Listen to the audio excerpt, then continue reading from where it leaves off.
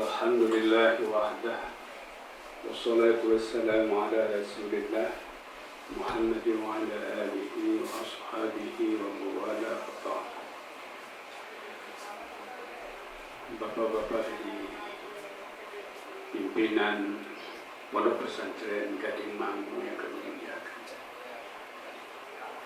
saudara-saudara yang berhadir pada malam ini yang kami cintai, alhamdulillah pada sehari yang lalu kami telah menjadi tamu dari pengurus lembaga dakwah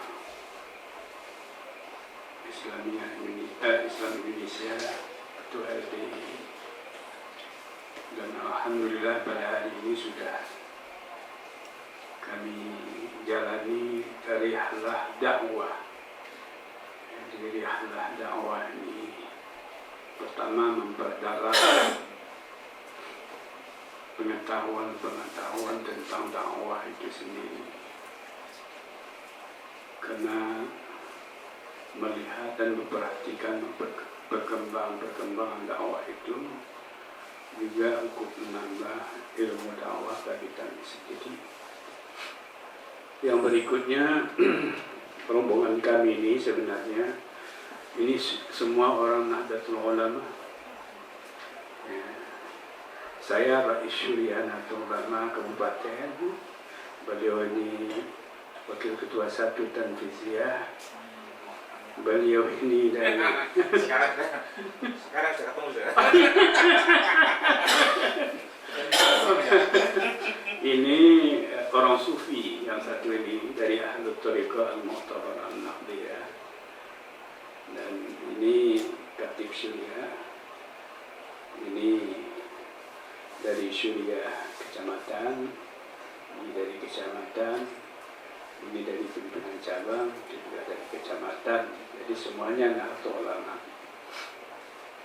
Tujuan dalam berangkat kami kemari sebenarnya ingin melihat Muktamar Ahlul Thariqah Al-Mu'tabarah di Sudimono, Bulu Lawang, yang akan dilaksanakan nanti tanggal 10 sampai tanggal 15, dan juga akan dihadiri oleh ulama-ulama mancanegara. Jadi sudah patutnya saya mengajak generasi muda itu untuk rihlah, jadi melihat. Lalu yang kedua, saya juga saya ingin bawa ini generasi muda kita melihat perkembangan di lembaga dakwah itu. Nanti jangan dikatakan orang bahwa lembaga ini adalah satu lembaga yang menyimpang. Boleh lihat sendiri. Kalau saya pribadi, saya anggap ini saya sudah jadi anggota kehormatan dari lembaga dakwah Islam Indonesia. Saya anggap diri saya. So, masalahnya begini, kalau antum nanti semua masuk surga, saya tinggal di belakang sedih. Jadi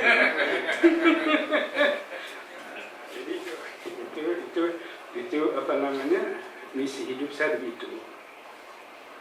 Saya juga ingin kepada generasi muda kita ini melihat perkembangan umat itu sendiri dalam pandangan gerakan Islam itu sendiri di dalam menegakkan jihad fisabilillah itu. Kita harus tahu benar,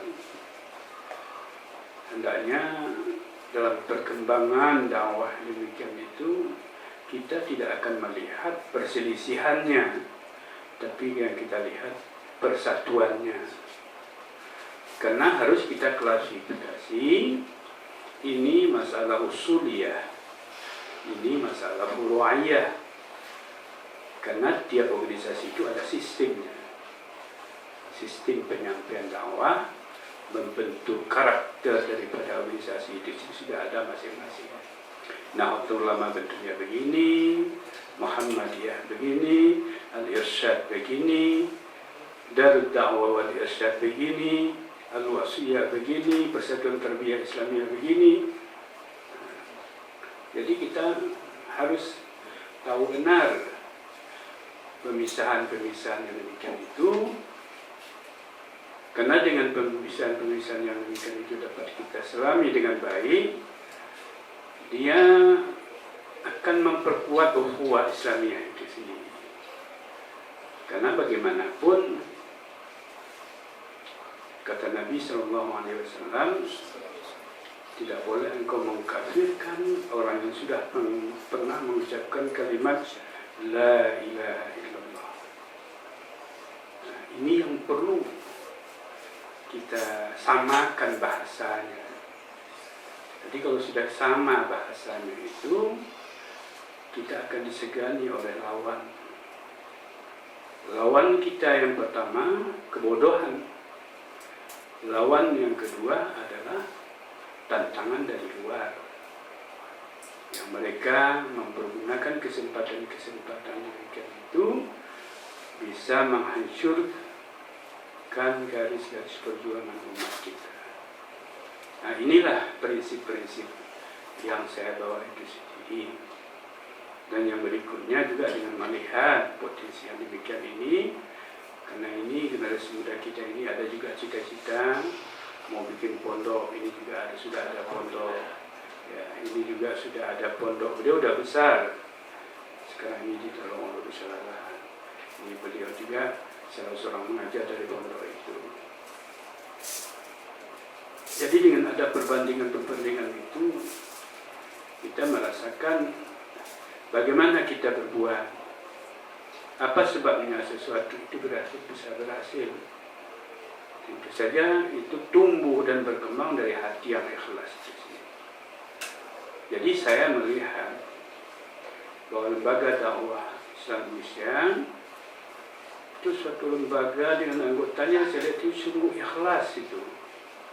Keikhlasan itu tumbuh. Jadi tidak mengharapkan dari orang lain. Ini yang saya selami. Memang mau berkorban untuk kepentingan agama itu sendiri, yang lahir dari dirinya sendiri. Nah, inilah yang payah di tengah-tengah umat kita itu sendiri. Dan kadang-kadang dia hanya mengatakan apa kerja ulama. Nah, yang jadi apa kan itu kan ulama yang jadi tempat. Apa pekerjaan ulama? Nah, jadi itu semua mereka menjadi tanda tanya, sedangkan mereka orang kaya, orang yang punya sifat kedekut itu sudah menghantui diri mereka. Ini yang semua. Kalaulah semua umat Islam tahu dia kewajiban dirinya untuk kepentingan umatnya, pendidikan kita ini tidak begini sebenarnya. Semua dia bisa tumbuh dan berkembang. Kalau kita lihat bagaimana gerakan Masihi, baik dia Katolik, baik dia Protestan, itu kadang-kadang mereka berapa ada hartanya? 10 miliar katakan. Itu gedung-gedung yang mereka tidak pakai itu dia jual, dia sumbang kepada daerah-daerah yang memerlukan. Maka sebab itulah di mana-mana kita lihat mereka timbul karena mempunyai dana itu sendiri. Dan bahkan ada pula mereka yang di satu-satu daerah itu bisa menyumbangkan hasil daripada usahanya itu 10% daripada penghasilan itu. Jadi kalau ini bisa kita tumbuh dan berkembang di dalam agama kita, nah inilah masalah-masalah yang masih menjadi tantangan dalam perjuangan kita ini. Semua kita mengatakan, Ya ayyuhalladzina amanu hal adullukum ala tijaratin tunjikum min adzabin alim tu'minuna billahi wa rasulih wa tujahiduna fi sabilillah bi amwalikum. Sesudah itu baru wa anfusikum. Jadi harta didahulukan. Itu Tuhan meminta. Jangan dibalik ini. Kalau ini dibalik, nah inilah akibat umat.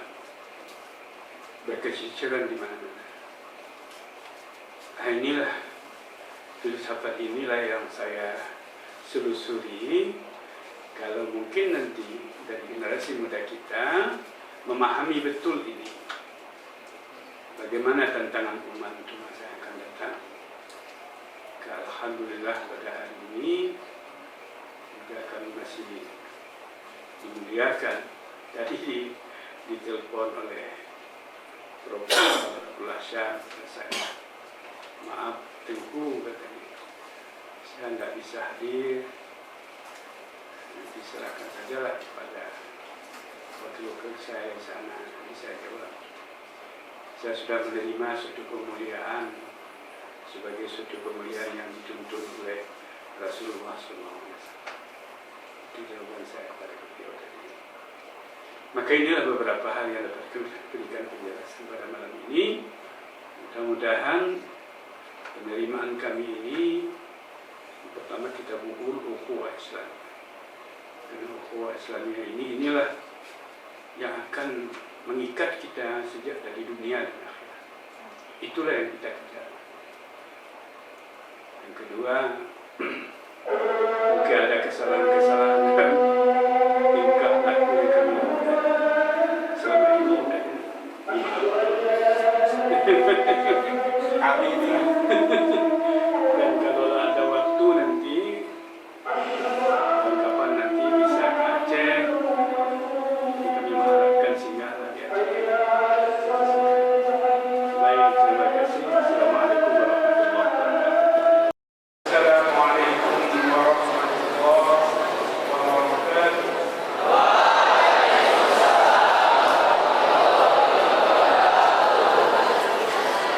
Alhamdulillah, nahmaduhu wa nasta'inuhu wa nastaghfiruh wa na'udzu billahi min shururi anfusina wa min sayyiati a'malina. May yahdihillahu fala mudilla lahu wa may yudlil fala hadiya lahu. Asyhadu an la ilaha illallah wahdahu la syarika lahu wa asyhadu anna sayyidana wa nabiyyana Muhammadan abduhu wa rasuluh. Allahumma shalli wa sallim ala hadzal nabiyyil karim wa rasulil azim Muhammadin wa ala alihi wa ashabihi ajma'in wa ba'd.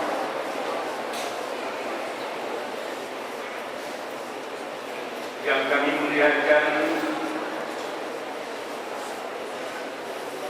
para pengasuh pondok pesantren dari Malang beserta suatu perkumpulan para ulama dari pimpinan pondok pesantren yang bersedia.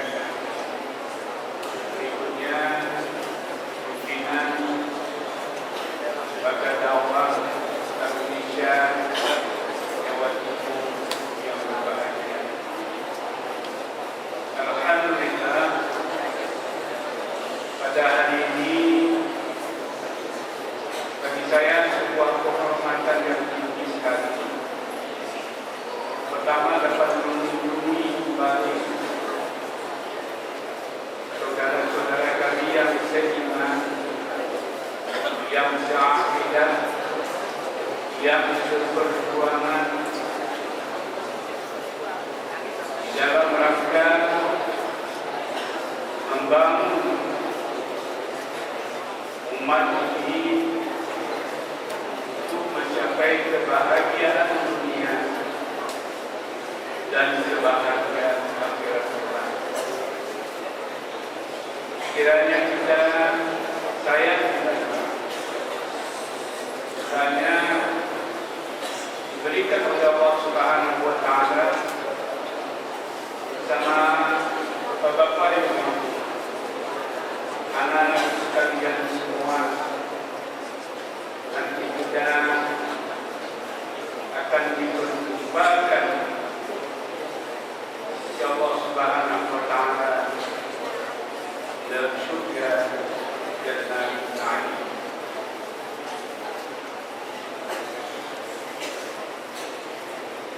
Kaum muslimin yang berbahagia, terutama anak-anak kami sekalian yang sedang belajar menimba ilmu pengetahuan,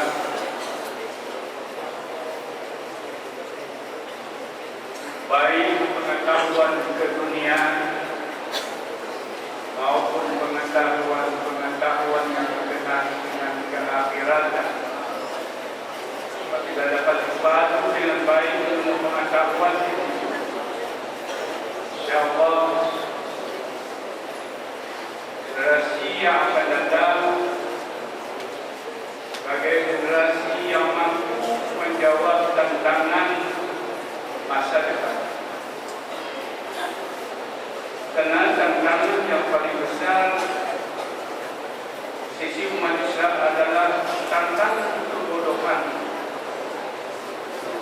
Kebodohan ini adalah sesuatu yang dapat menurunkan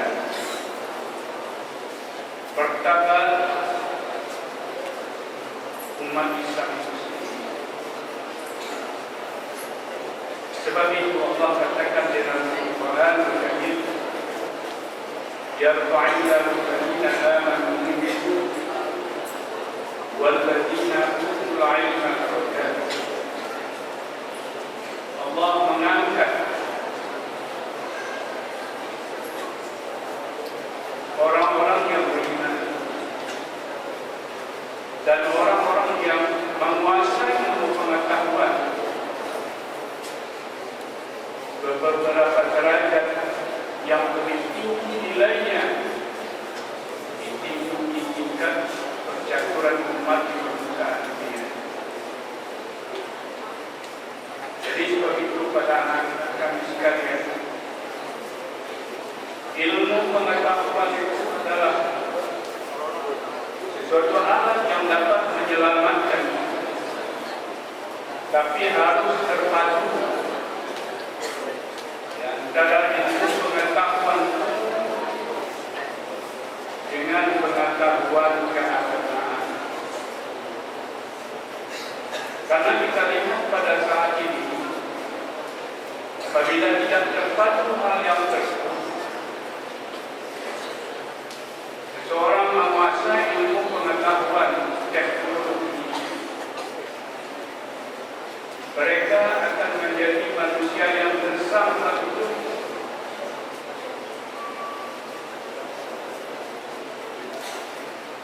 Dia dapat menguasai senjata-senjata yang memusnahkan manusia. Tapi apabila tidak dikendalikan oleh agama, maka nafsu dilakukan untuk mencapai kepentingan. Kita lihat contoh-contoh pada saat ini. Persenjataan yang makin modern, dia akan menghancurkan posisi umat kita. Baik di Irak, di Afghanistan, di Palestina, dan lain sebagainya. Pada hakikatnya dia akan menghancurkan posisi umat Islam baru. Maka dikala kita melihat yang demikian itu, sudah sewajarnya lah kepada anak-anak kita, generasi yang akan datang, benar-benar dapat kita tanamkan dua posisi: menguasai ilmu pengetahuan keduniaan, menguasai ilmu pengetahuan keagamaan sebagai benteng. Kalau ini sudah berkembang dengan sungguh-sungguh di tengah-tengah umat itu sendiri, maka umat Islam itu akan menjadi manusia-manusia, umat-umat yang disegani dalam percaturan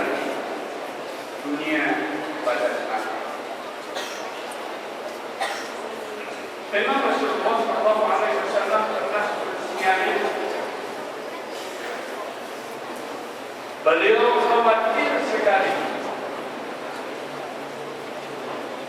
Tusyakul umam an-tada alaikumul qatla ala fisqih.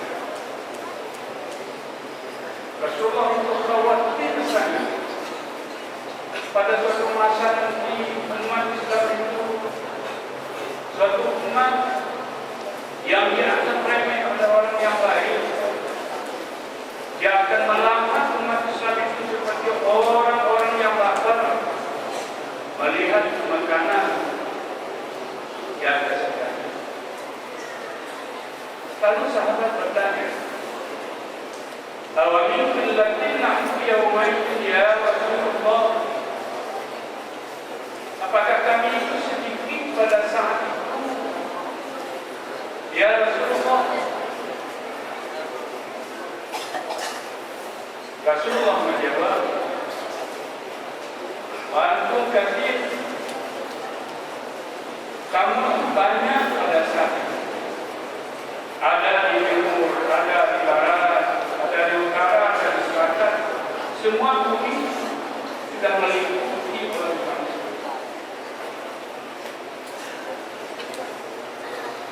Tapi beliau mengatakan walakinnakum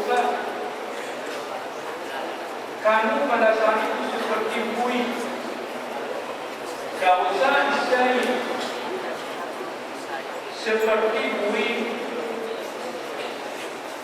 Kalau kita melihat buih yang mulai dari hulu sungai, dia tetap di atas. Terjun air, buih pun terjun. Hanya kencang air, buih akan kami ikutinya. Tapi dia apabila sampai ke lautan, lalu dipecahkan oleh ombak atau gelombang, sehingga dia berterbangan di pinggir pantai yang tidak ada artinya sekali. Ini peringatan yang diberikan oleh Rasulullah SAW perlu sangat diperhatikan oleh generasi kita. Kenapa? Pada saat ini anak-anak sekalian adalah syuhdan yaum, rijal bahas. Kamu itu generasi muda pada saat sekarang ini, kamulah yang akan menjadi pemimpin masa depan. Kamu yang akan menggantikan kami nanti di masa depan, akan menggantikan kiai-kiai kita, penganut agama kita, orang-orang yang berpengetahuan masa kini. Itu dikatakan oleh Allah, syuhdan yaum dijalur. Kamu itu adalah pemuda saat ini, tapi nantinya kamu akan menjadi pemimpin. Kalau ingin menjadi pemimpin, tentu kita itu siap menguasai ilmu pengetahuan.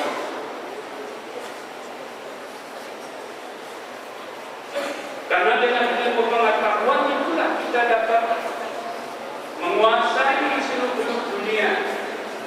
Bagaimana mengatur kepimpinan, bagaimana mengatur keagamaan,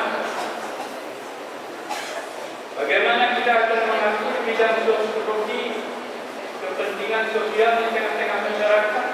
Itu semua melalui ilmu pengetahuan. Tapi kalau masa ini kalian sia-siakan,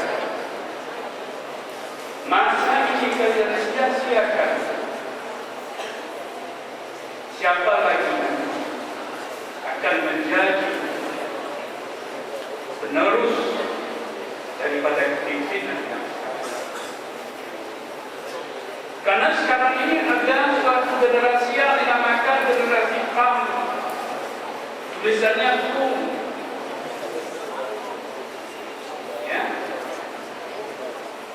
Kan paham itu generasi baru. Dia tak tahu dirinya siapa idola mereka. Mereka tidak kenal dengan idola mereka. Maka mereka mencari idola ini. Maka terjadilah kita lihat di tengah-tengah masyarakat mereka yang berkelakuan aneh-aneh. Rambutnya aneh, pakaiannya aneh, tingkahnya aneh semua.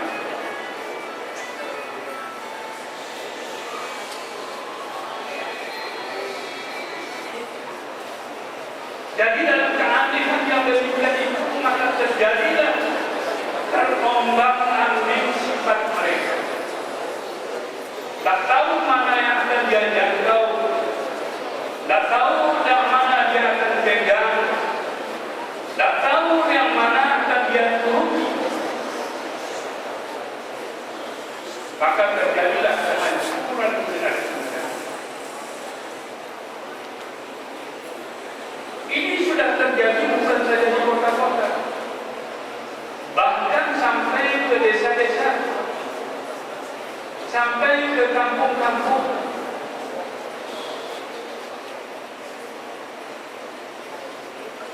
Sampai-sampai orang-orang yang melihatnya daripada generasi yang terdahulu, mereka tidak dapat berbuat sesuatu untuk kepentingan generasi itu. Kenapa? Kadang-kadang kita melihat juga kalau yang ada di tengah-tengah masyarakat kita sekarang ini sedang mendahulukan hal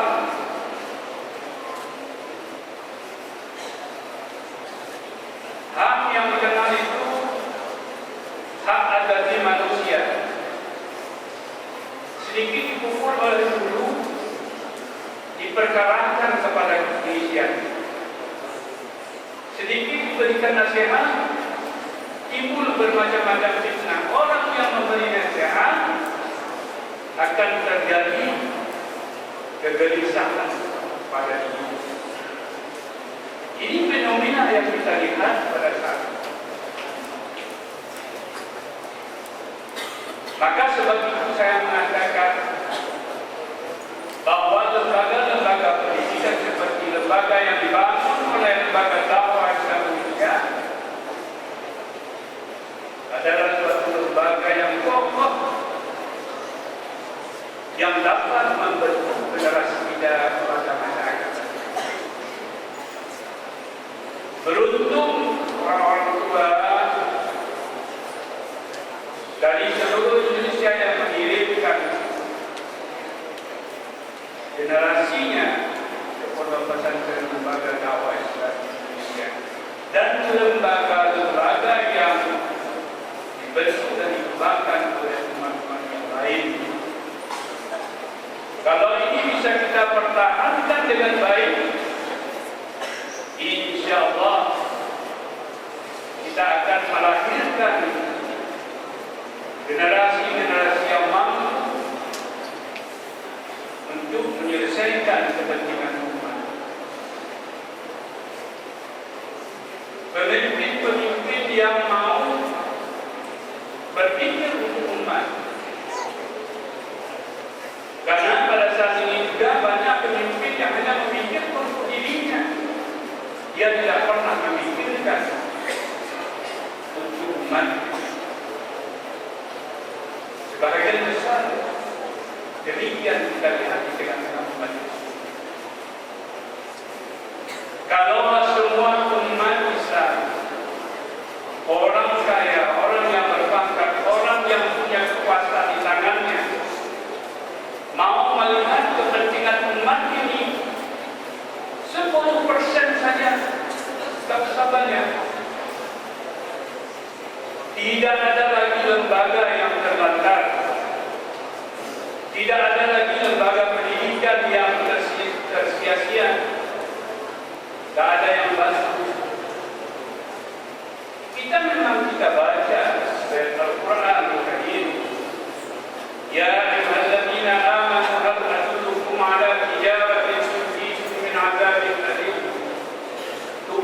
kitabillahi wa rasulih wa tujahiduna fi sabilillahi bi amwalikum wa anfusikum. Jadi jihad itu dengan harta, bukan dengan tenaga, dengan harta. Jadi wa mimma razaqnakum yunfiqun, sebagian daripada apa yang telah kami berezeki kepada kamu, mereka nafkahkan. Makna juga di sini luas sekali. Baik dia zakat, baik dia infak, baik dia sedekah yang tidak terlihat.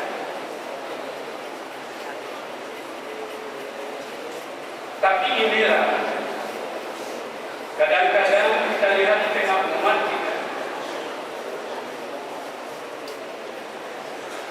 sangat betul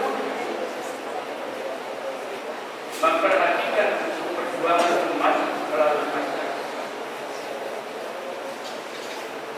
Karena pandangan umat yang demikian itu merasakan apabila sesuatu diberikan untuk kepentingan umat, seolah-olah harta itu tidak kembali lagi. Ini perasaan dilebih. Apa sebabnya tidak bisa tumbuh dan berkembang? Tapi kalau kita lihat, Nabi mengatakan as-sadaqatu tutfi'ul bala. Sedekah itu bisa menutupi bala-bala. Jangan dimaknakan bala itu turun hujan besar, turun penyakit. Tapi bala itu harus kita lihat secara keseluruhan. Bala kebodohan umat itu suatu bala yang sangat besar. Hancurnya moral sebuah umat itu bala yang paling besar. Tapi kalau dibantu dengan keuangan, dibantu dengan sedekah, apabila kita keluarkan seperti orang membuang air, dan air yang sudah lama di dalam satu tempat, apabila dia terendam di situ, dia akan berubah. Tapi coba dibuang, dilimpahkan kepada kepentingan diisi dengan yang baik. Karena sifat sedekah itu adalah nama diberikan dia akan tumbuh. Memang tidak bisa kita lihat. Coba perasaan kita. Apabila kita tidak punya uang lagi, kita merasakan dari mana turunnya uang.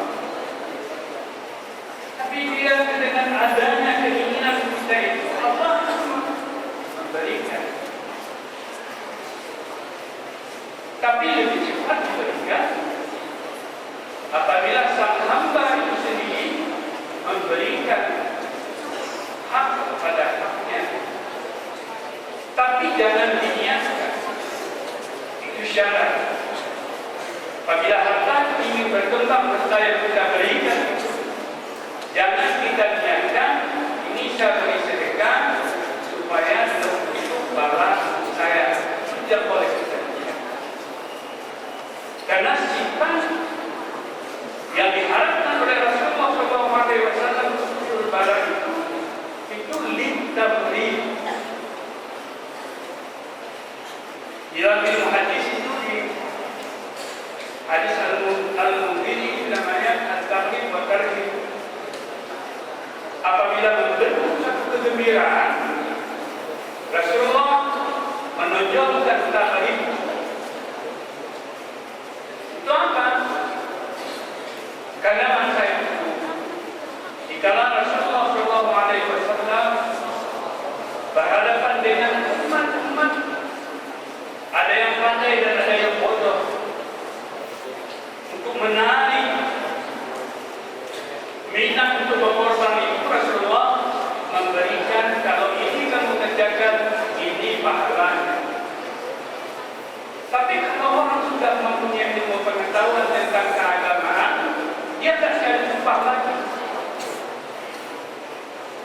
Kalau kita ingin sembahyang supaya kalau jemaah dapat 27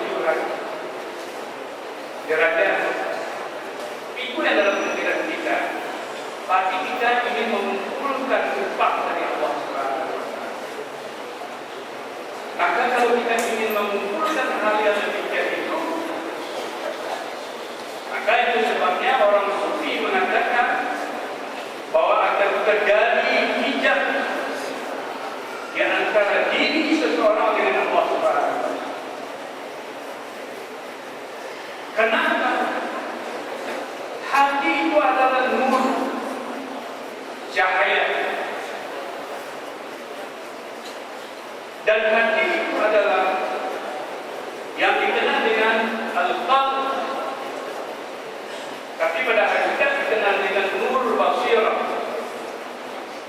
Dikala nur basirah ini ada dalam diri kita, kita berbuat dosa tiap hari, itu akan diberikan titik-titik di situ, titik-titik hitam. Berapa kita kerjakan amal itu bukan akan bertambah titik-titik hitam. Maka titik hitam itulah yang menutup hati sanubari mati itu sendiri. Dikala hatinya sudah tertutup, cahaya Allah akan masuk hati. Kepada dirinya akan sudah ditutup oleh dosa. Ini yang perlu kita lepaskan. Kita lepaskan. Apabila nur basirah itu masih memancar, dia akan tersambung dengan nur. Apa saja hidayah Allah itu masuk, bisa diterima oleh hati. Bila dibacakan ayat Al-Quran, dia menangis. Apabila dibacakan sebuah hadis, dia terkenang kepada Rasulullah SAW. Kenapa? Karena hati harus dan wajib dibersihkan. Kalau kita lihat hadis yang lain juga mengatakan kullu mauludin yuladu 'ala al-fitrah. Semua anak yang dilahirkan itu dilahirkan di atas fitrah. Makna fitrah di sini pada hakikatnya itu ad-din, tauhid. Karena dulunya kita di dalam alam roh sudah pernah kita bersetujuan. Kita sudah pernah mengatakan kepada kami telah bersaksi dan keagungan yang itu telah diterima oleh. Maka jika manusia dilahirkan ke permukaan dunia,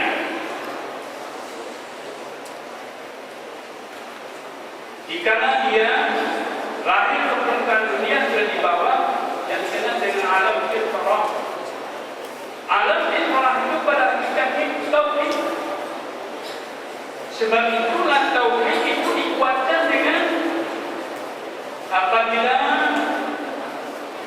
anak baru lahir diajarkan dan diiqamatkan karena ingin mendengar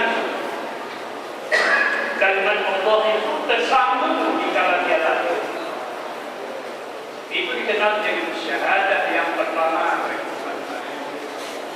nyambung. Maka sebab itulah untuk pemeliharaannya itu sehingga dia menjadi seorang hamba Allah yang baik, itu perlu dipelihara dengan sungguh-sungguh oleh dua sebab. Kalau tidak Nabi katakan فَإِنَّمَا أَبَوَاهُ يُهَوِّدَانِ أَوْ يُنَصِّرَانِ أَوْ يُمَجِّسَانِ. Dua itu bapaknya yang meyahudikannya dan menasranikannya dan memajusikannya. Apabila nur basirah ini sudah tertutup bagi generasi mereka, dia tidak dapat melihat kebenaran ini. Itulah tengah-tengah kita tadi yang saya katakan generasi orang, generasi yang tidak tahu dia siapa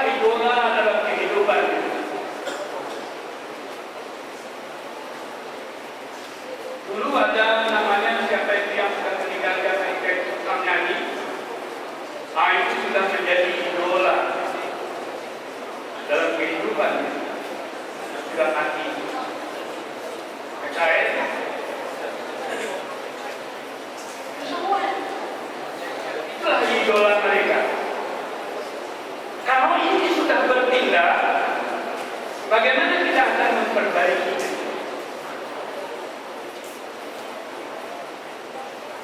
Sebab itu sebagai seorang muslim yang baik, generasi yang bagus, dia harus tahu benar siapa idolanya dalam hidup.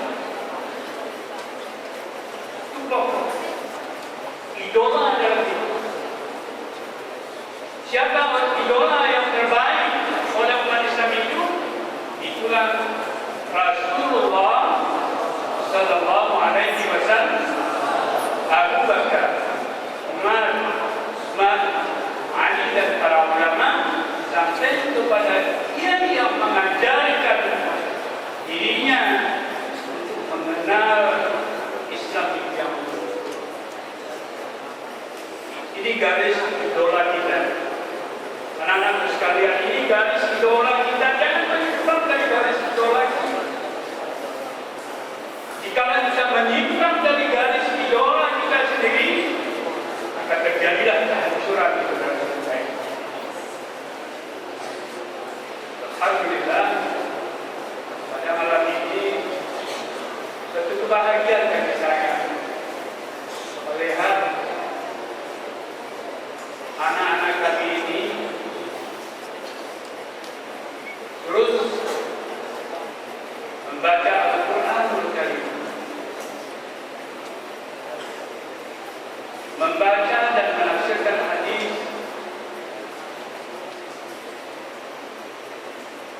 Kalau kutubus sittah itu sudah ada di dalam hati kita, nanti tambah-tambahan misalnya hadis itu Huzaimah, Mu'in, hadis Abu Syekh dan sebagainya, itu adalah kelengkapan. Tapi apabila ini yang dikenal dengan kutubus sittah ini sudah dikuasai, berarti dia anak-anak kita itu sudah menjadikan Rasulullah Sallallahu Alaihi Wasallam sebagai idola hidup.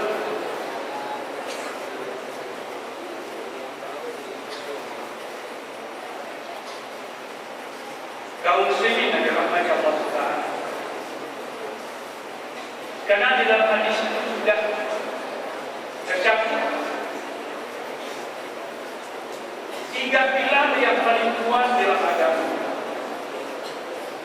iman, Islam, dan ihsan. Iman adalah tonggak tauhid. Islam adalah tonggak perjalanan hidup. Tatanan hidup kita bagaimana menjadi seorang yang mengikuti tatanan hidup Rasulullah SAW di dalam beribadah, di dalam bermuamalah. Kita punya tuntunan hidup yang paling lengkap sekali. Bab muamalah tentang jual beli, bagaimana sukatnya, bagaimana timbangannya, bagaimana ukurannya, itu sudah diatur. Demikian pula bab mudarat,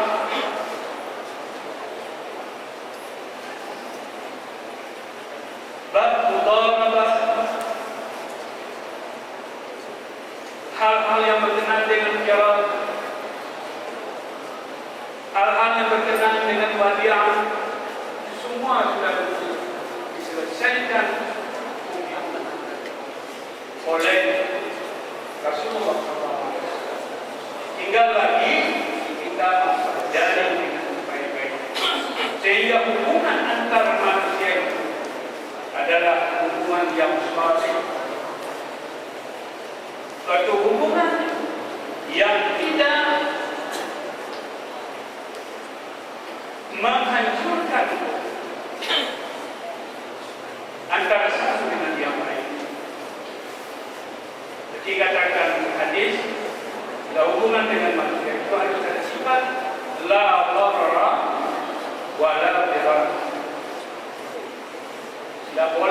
disyaratkan kepada seseorang dalam hubungan manusia, dan tidak pula boleh memudaratkan orang lain. Dan jual beli saja. Wa halal bai'a wa harram. Allah telah menghalalkan bai'a, mengharamkan riba. Itu takaran. Yang kedua, takaran yang lainnya ialah hubungan antara diri kita dengan Allah Subhanahu wa Ta'ala. Jadi kalau dengan ihsan pada hakikat adalah akhlak.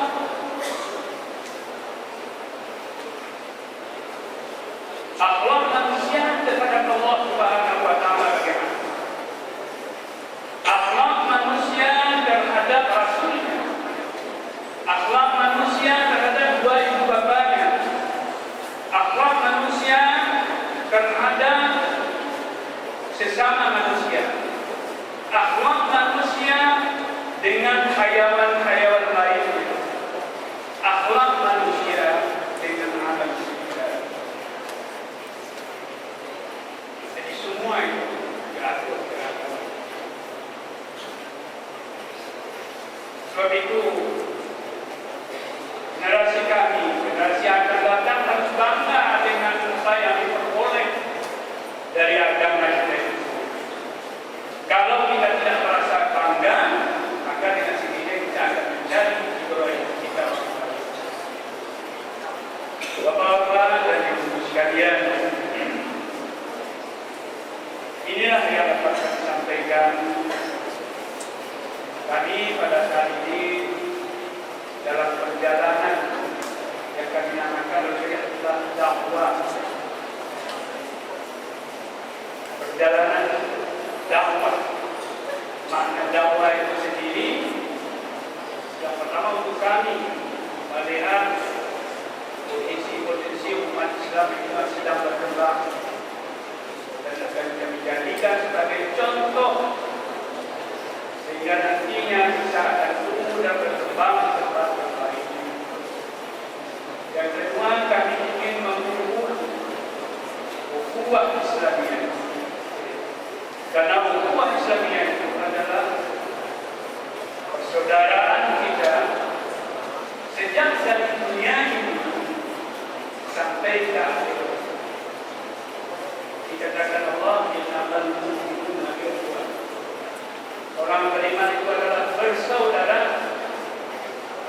di mana umat Islam itu telah mengucapkan dua kalimat syahadat, syahadu an la ilaha illallah wa syahadu anna Muhammadar Rasulullah.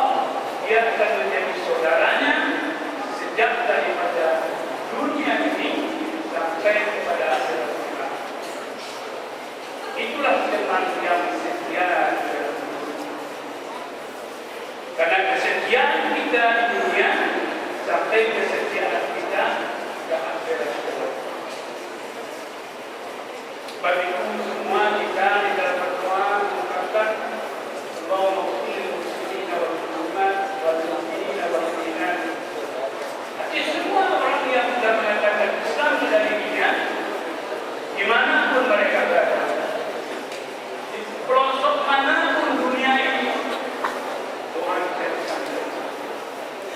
jika orang itu sudah menyatakan iman pada Allah Subhanahu wa Ta'ala, itulah keluasan daripada ukhuwah. Yang ketiga yang perlu menjadi perhatian kita, umat Islam hendaknya menjadi umat rahmatan lil alamin, tidak menjadi umat yang gersang. Karena umat yang gersang yang menganggap dirinya saja yang benar, orang lain tidak. Umat yang gersang yang pada hakikatnya yang kita maksud adalah rahmatan lil alamin, itu kita akan memberi rahmat Allah diturunkan untuk umat Islam ini. Hal-hal yang berkenaan dengan perbedaan tengah-tengah umat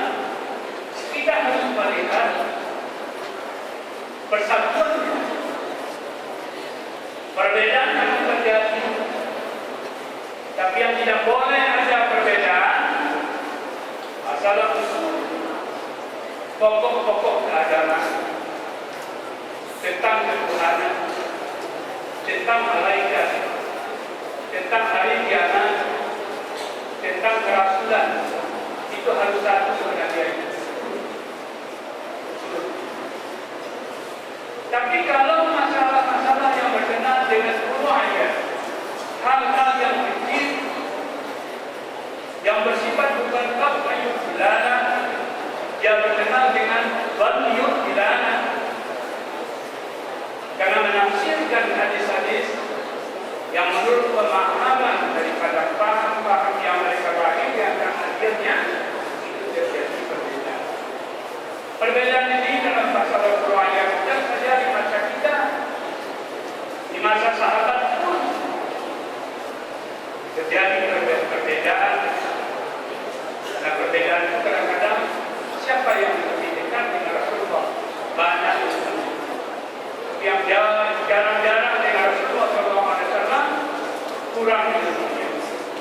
Mereka pun disebut sahabat, karena makna sahabat ialah orang yang berjumpa dengan Rasulullah SAW dan mengimani kerasulannya.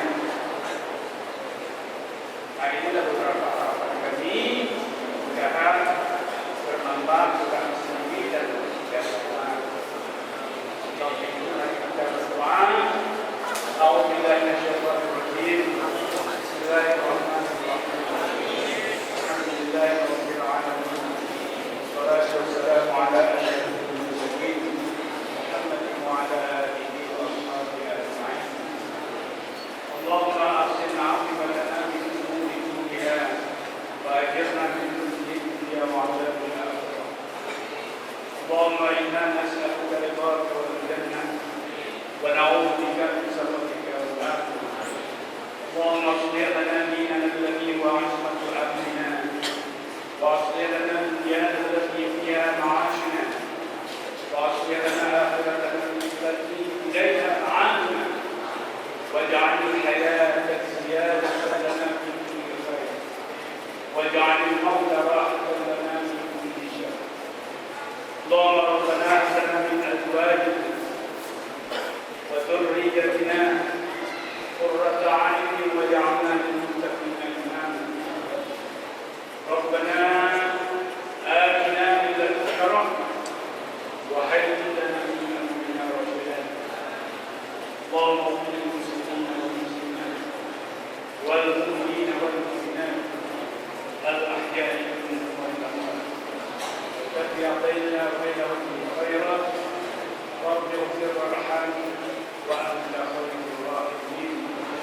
اللهم ادفع عنا البلاء والوباء والفحشاء والمنكر والبغي والشدائد والمحن ما ظهر منها وما بطن من بلدنا هذا خاصة ومن بلدان المسلمين عامة برحمتك يا أرحم الراحمين. اللهم انزل الرحمة والنعمة والبركة والسلامة والعافية والصبر والتقى والإخلاص على أهل بلدنا هذا خاصة ومن بلدان المسلمين عامة برحمتك يا أرحم الراحمين. ربنا آتنا في الدنيا حسنة وفي الآخرة حسنة وقنا عذاب النار. ربنا تقبل دعاءنا إنك أنت السميع العليم وتب علينا إنك أنت التواب الرحيم. صلى الله وسلم على سيدنا محمد وعلى آله وصحبه أجمعين والحمد لله رب العالمين. اللهم اغفر لنا ولنا. السلام عليكم ورحمة الله وبركاته.